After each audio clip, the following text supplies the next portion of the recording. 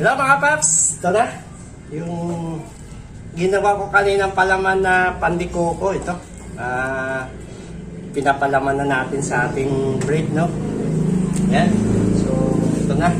Naka-ready na. So, ipapalaman natin dito para mayroon na tayong pandikoko. So, 45 grams ito ang laki ng ating gagawing pandikoko. So, ito na. Papalaman natin. Don't forget follow, like, and share Facebook page Richard Vlog. Yan. So, ilalagay lang natin to sa gitna. Yan. So, babalutin lang.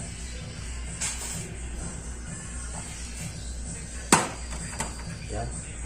So, para sakto ito mamaya, mga alas... Anong oras na ba? Mga alas 2. Maluluto na natin yung ating pandikoko.